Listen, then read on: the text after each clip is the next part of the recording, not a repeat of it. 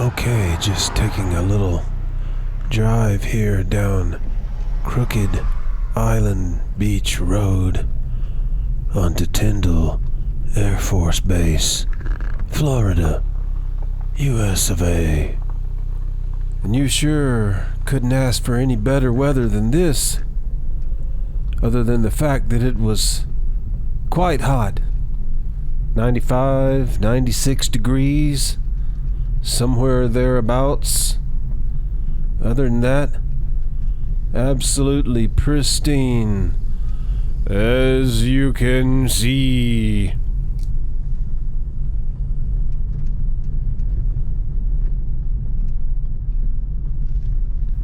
The landscape here was altered dramatically in 2018 during Category 5 Hurricane Michael, which made landfall directly right here.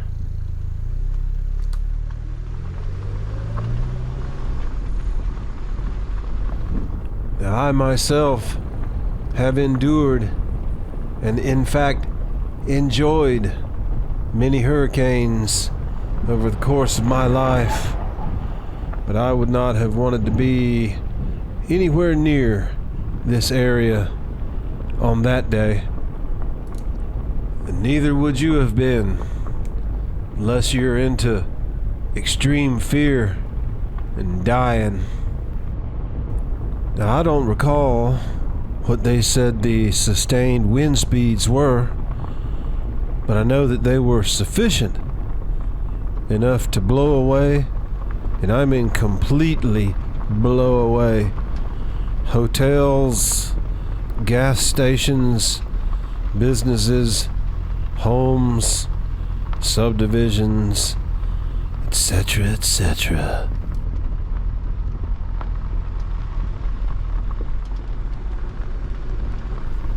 I could be wrong, but I don't believe that in this neck of the woods, this part of the country, a lot of people have underground basements in which to run and hide from monster storms. But who knows? I don't know all there is to know in the world, but I do know a lot. And I am very, very smart. Or very dumb. I don't remember which. One or the other. Let's carry on, shall we? Just look at all the dead timber. The remnants of a pine forest.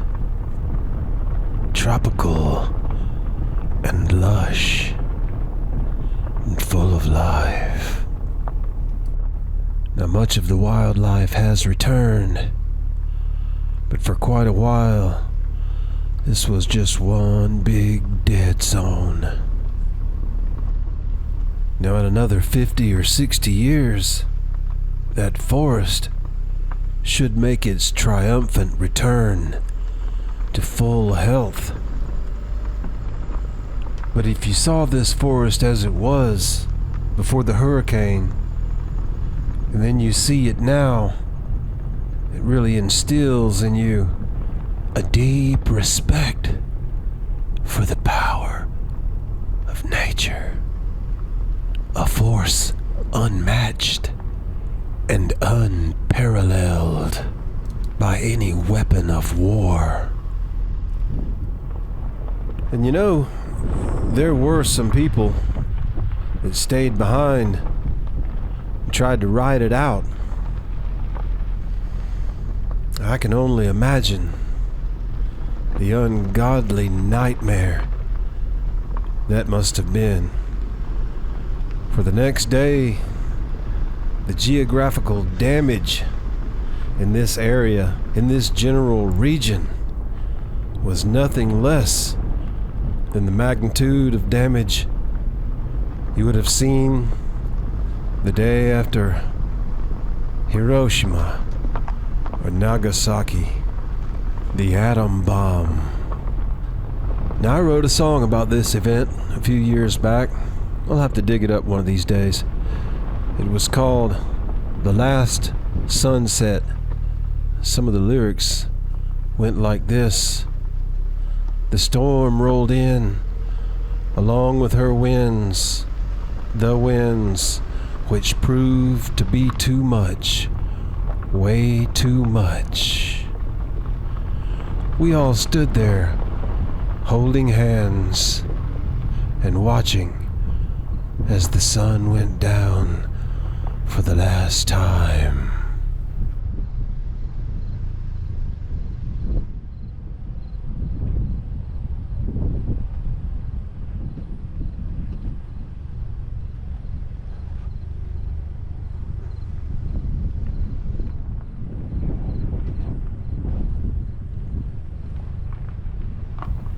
Good place to run up on a rather large and dangerous gator.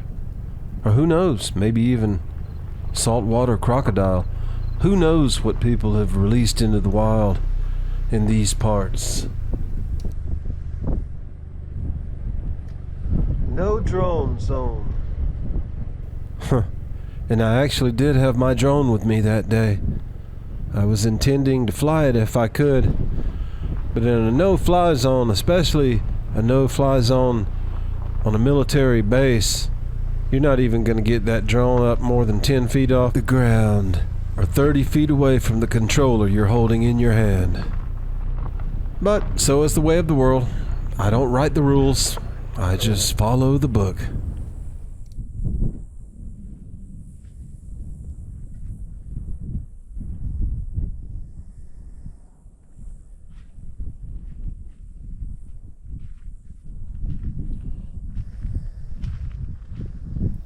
And we're just going to take a little stroll, ladies. Just a little stroll. Actually, at this time, I was filming with two cameras. I would take a little bit of video with my GoPro, which is this camera here. And by the way, which is the better of my two cameras. And then I would take some video with my Olympus TG Tracker waterproof 4K video camera. I don't recommend it. GoPro is much better, especially the microphone in the GoPro. Much, much better.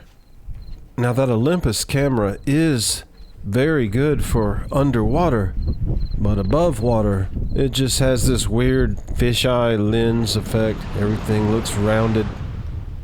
Now this is just one of the most beautiful beaches in all the world. And I've seen a lot of beaches. This one, did you see that fish jump out there? This one, hardly anybody knows about it. Hardly anybody at all, as you can see. This is August. Summertime. Not a pimp, or a hooker, or a drug dealer to be found. And that's the way some of us like it.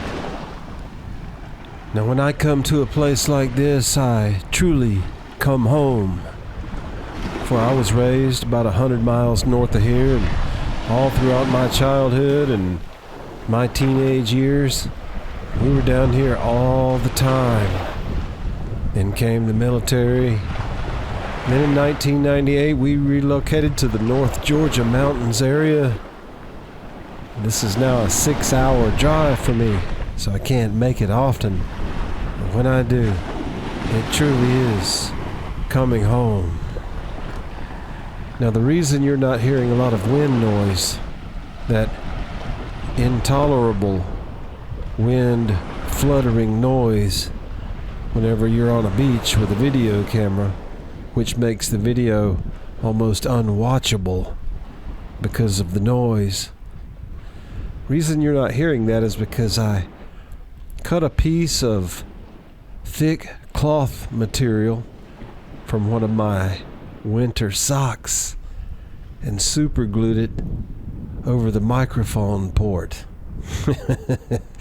Genius. Absolute genius. Now the reason I came down here by myself this morning and not with little Tita Norita is because she and I had a little quarrel. I decided to leave.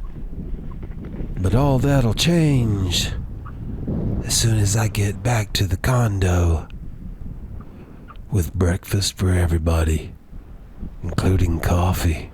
Yes, yes indeed. A man has to know how to pull these things off with smooth bravado. It is actually a good hike from the waterline back up to the boardwalk, especially in this sugary, powdery sand which goes up to your ankles with each step, makes trudging forward difficult. I mean, did you see that? That beach is like 200 yards wide or something. It's big. It's not like, what is that, Venice Beach in California. That beach is just ridiculously huge, but this is a big beach right here. Big beach, ladies. Behold. Now, in this area, despite my efforts to prevent such, I did actually encounter some microphone impedance from the wind, or whatever you want to call it. There's got to be a technical term for that. But that is because the wind was blowing so hard I could barely keep my hat on. I had a very, very tight chin strap on my boonie. Ladies, this is a great place, a sacred place. This right chair is what you call a holy place.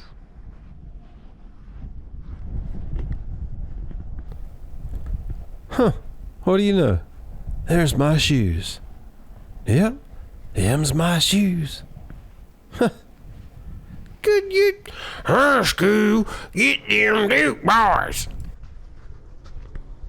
Now let's just hit the boardwalk. Take a little look-see. Boy, we really are starting to get a lot of that wind noise now. Turns out that piece of thick cloth that I cut out of one of my socks didn't do as well as I had hoped, but it would be much, much worse without it. Yes, yes. Boy, I hate to leave this place. Some of the most pristine waters on Earth, thanks to the regular dredging paid for by the United States Department of Defense. One of the best unknown beaches on Earth. Right here. What a pristine area. There are places in Manila Bay where you can almost walk on the trash that's floating on the water. And you have places like this where you do not set foot under penalty of law, under federally protected species restrictions, or something to that effect. I'm no expert.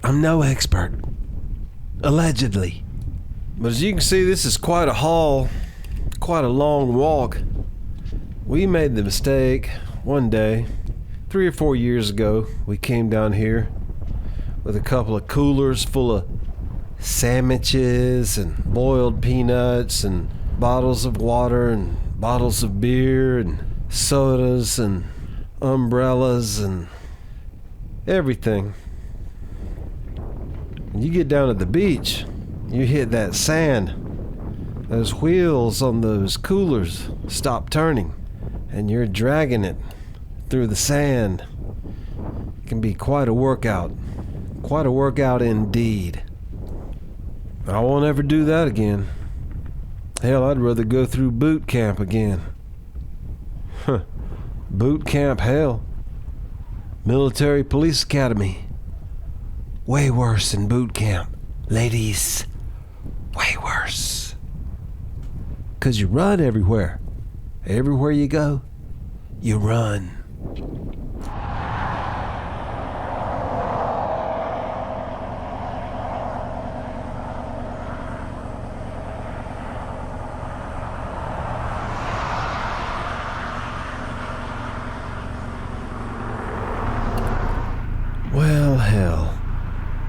this point, I'm just cruising through the Mexico Beach Marina. Wasn't too long ago, I guess it was last year, or was it year before last? I was at a public park flying my drone, and a police officer pulled up. Gulf County Sheriff's Department. yes, ladies. And he rolled down his window and did say unto me, "Hey, boy, what you doing?" And before I could reply, he continued on, "I've been watching you for a while. You got a drone there, don't you?" And I did say unto him, "Indeed I do, sir. Indeed I do." To which he replied, "Uh-huh. How far'll that thing go anyway?" It was at this moment that I knew I was talking to an imbecile. And then, to my astonishment, he said, "Hey, what's that tattoo on your arm?" To which I replied, "That is the 27th Tactical Air Command." To which he replied, "You mean the United States Air Force Intelligence Headquarters?" To which I replied, "I need you to lower your voice and show me some identification." To which he replied, "No, man, I've been in the Marine Corps." And he went on and on, telling me about his experiences in military boot camp and his fascination with the ferocity of his senior drill instructor, who was apparently a combination of abusive and comical. He stared in disbelief as I told him about the operations in Panama and 2 years later in southern Iraq and Kuwait, and the multinational efforts which were taking place over that entire region to set up nations for downfall. Soon would come Syria, and then Israel. And then he's looking at me, and I'm looking at him, and he's like, "And then what?" And I'm like, "Nothing. Israel